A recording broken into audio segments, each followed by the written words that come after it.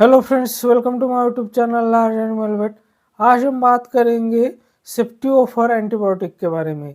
तो सेफ्टियोफर एंटीबायोटिक है, अभी मार्केट में अलग अलग प्रेजेंटेशन में अलग अलग कंपनियों के अलग अलग नाम से बहुत सारे प्रिपरेशन अवेलेबल्स है। तो सबसे पहले हम बात करते हैं कि जो प्लेन सेफ्टियोफर मार्केट में मिलता है, जैसे कि आप ये मेरे हाथ में इंजेक्शन देख रहे हैं वेट सेफ्टी नाम से, तो ये सेफ्टियोफर सोडियम का इंजेक्शन है। तो इसके साथ में 1 ग्राम का इंजेक्शन है और इसके साथ में एक 10 ml की सिरिंज जैसा कि आप देख रहे हैं, और 16 गॉज की ये निडल साथ में ही आती है। और इंजेक्शन जो है वो कुछ इस प्रकार आता है। 1 ग्राम का पाउडर फॉर्म में इंजेक्शन आता है और साथ में ये 20 ml का स्टेराइल वाटर आता है। तो आप इसे चाहे तो 10 ml में या 20 ml में डाइल्यूट कर सकते हैं। तो अगर आप इसको 20 ml में डाइल्यूट करते हैं तो इसका जो कॉन्सेंट्रेशन है वो 50 mg पर ml होगा। और इसके डोज रेट के अनुसार, जैसे कि इसका डोज रेट 1.1 टू 2.2 mg पर केजी बॉडी वेट के हिसाब से है, तो अगर हम 2 mg पर केजी बॉडी वेट के हिसाब से अगर इसको लगाते हैं तो 100 किलो के लिए 4 ml हमें इंट्रामस्कुलर या सबकट लगाना होगा।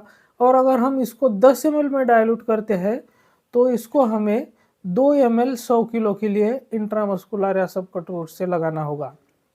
तो ये तो हो गई प्लेन सेफ्टियोफर सोडियम इंजेक्शन की बात। तो इसके साथ ही जैसे कि हमें इंटास का भी इंजेक्शन सेफ्टियोफर का आता है, जो ज़ायरोफर नाम से आता है, जैसा कि आप स्क्रीन पे देख रहे हैं, वो भी 1 ग्राम में आता है। उसके बाद में एलम्बिक का आता है जो कि एक्सेप्ट नाम से आता है, जो 500 mg में और 1 ग्राम दोनों प्रिपरेशन में आता है। Ceftiofur sodium third generation cephalosporin group का एंटीबायोटिक है, जो कि बीटा लैक्टमेज है और बैक्टीरियोसाइडल और ब्रॉड स्पेक्ट्रम एंटीबायोटिक है। मतलब कि जो बैक्टीरिया को किल करने वाला, बैक्टीरिया को मारने वाला एंटीबायोटिक है, और ब्रॉड स्पेक्ट्रम का मतलब कि ग्राम पॉजिटिव ग्राम नेगेटिव दोनों बैक्टीरिया पर काम करने वाला है। और इसके साथ ही बीटा लैक्टम मतलब जो beta lactamase enzyme resistant bacteria produce करते हैं और एंटीबायोटिक को इनएक्टिवेट कर देते हैं, तो इसके लिए ये रेजिस्टेंट है।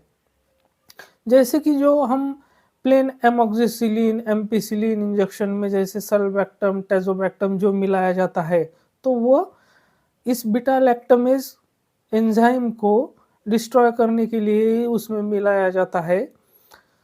लेकिन सेफ्टियोफर सोडियम जो है वो पहले से ही इस बीटा लैक्टमेज एंजाइम के लिए रेजिस्टेंट है। तो फिर भी हमें मार्केट में इसका सेफ्टियोफर प्लस टेजोबैक्टम का कॉम्बिनेशन हमें देखने को मिलता है। तो जैसे कि आप स्क्रीन पर ही इंजेक्शन देख रहे हैं, जो कि सेफ्टियोफर प्लस टेजोबैक्टम का इंजेक्शन है। तो ये हुआ दूसरे प्रकार का सेफ्टियोफर। अब तीसरे प्रकार का जो सेफ्टियोफर मार्केट में हमें अभी अवेलेबल हुआ है वो सेफ्टियोफर रेडी टू यूज़ है। तो ये जो तीसरे टाइप का सेफ्टियोफर हमें इंजेक्शन देखने को मिलता है, जैसे कि आप स्क्रीन पर देख रहे हैं, रेस्फर आरटीयू नाम से है। मतलब रेस्फर रेडी टू यूज सॉल्यूशन है, जो कि 50 ml का इंजेक्शन है, 5% सॉल्यूशन है, यानी कि 50 mg पर ml इसका कॉन्सेंट्रेशन है। और इसके अंदर जो सॉल्ट है वो है सेफ्टियोफर हाइड्रोक्लोराइड। तो जैसे कि इस पर लिखा हुआ है रेस्फर आरटीयू मतलब रेडी टू यूज सॉल्यूशन है, तो इसमें हमें डिस्टिल वाटर वगैरह मिलाकर उसको डिजॉल्व करने की कोई झंझट करने की ज़रूरत नहीं है। ये रेडी टू यूज सॉल्यूशन है जो कि एकदम मिल्क की तरह सफ़ेद कलर में इंजेक्शन आता है। तो इसको देने से पहले अच्छी तरह से उसको हिलाकर पशुओं को देना होता है। तो आज हम इसी इंजेक्शन के बारे में बात करेंगे। लेकिन उससे पहले अगर आप मेरे चैनल से नए जुड़े हैं या अभी तक आपने मेरा चैनल सब्सक्राइब नहीं किया है, तो प्लीज़ मेरे चैनल को लाइक शेयर और सब्सक्राइब करें। साथ में बेल वाला आइकन दबाकर ऑल वाला ऑप्शन भी चुनें, ताकि भविष्य में आने वाली हर वीडियो की नोटिफिकेशन आपको समय समय पर मिलती रहे।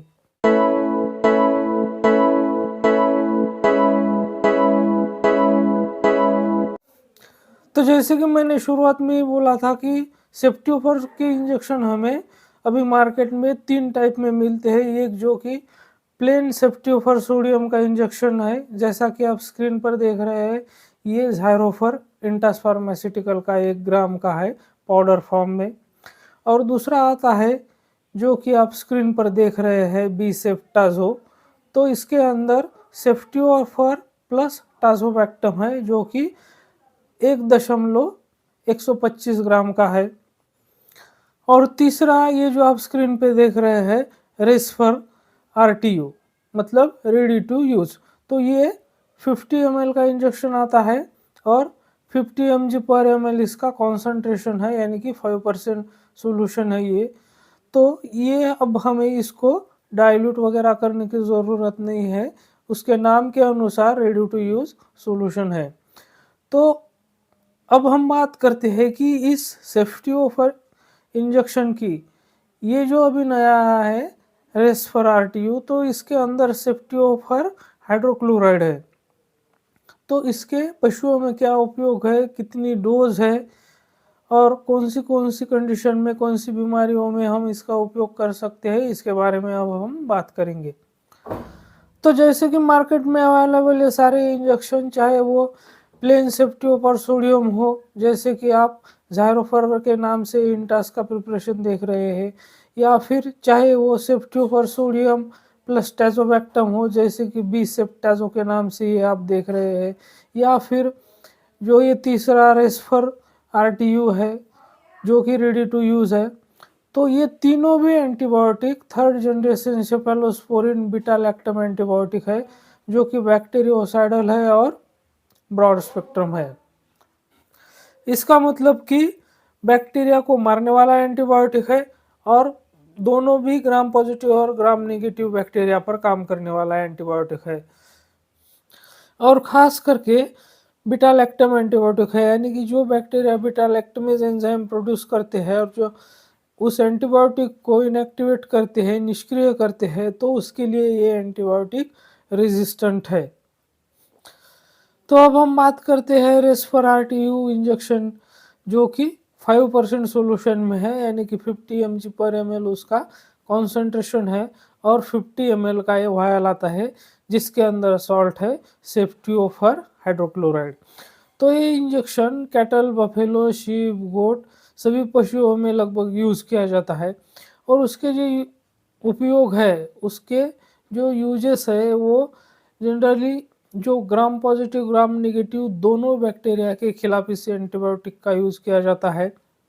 पर्टिकुलरली सभी पशुओं में जो रेस्पिरेटरी ट्रैक्ट इन्फेक्शन होता है, तो रेस्पिरेटरी ट्रैक्ट इन्फेक्शन में चाहे वो अपर रेस्पिरेटरी हो, लोअर रेस्पिरेटरी हो, यानी कि निमोनिया के केसेस में हो, साथ ही में अगर पास्चुरेला मल्टोसिडा जो इन्फेक्शन होता है, जिसे हिमोरेजिक सिप्टिसिमिया के नाम से हम जानते हैं, तो उस डिसीज़ में भी इस इंजेक्शन का यूज़ किया जाता है।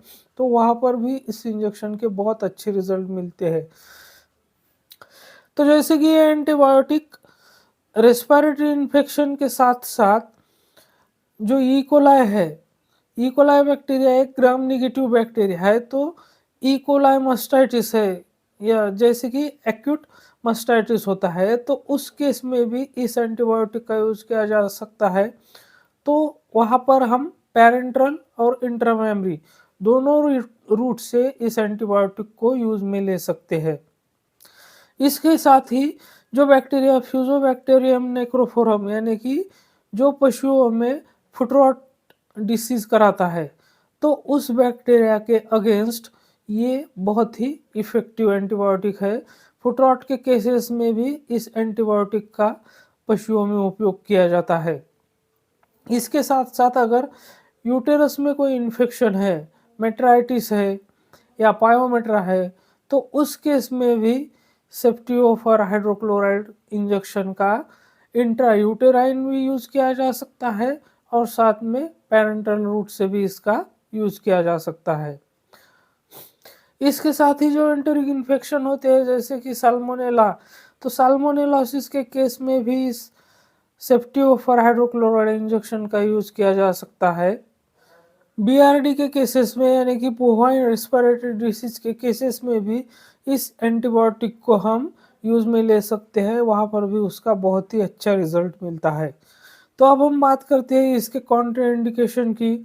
तो जिस एनिमल में, जिन पशुओं में किडनी से संबंधित कोई भी प्रॉब्लम है, जहाँ पर सीवियर रीनल इम्पेयरमेंट है, तो वैसे केसेस में इस एंटीबायोटिक को नहीं लगाना है। साथ ही में अगर जिस एनिमल में इस ड्रग के लिए हाइपर सेंसिटिविटी है, तो वहाँ पर भी हमें इस इंजेक्शन को नहीं लगाना है।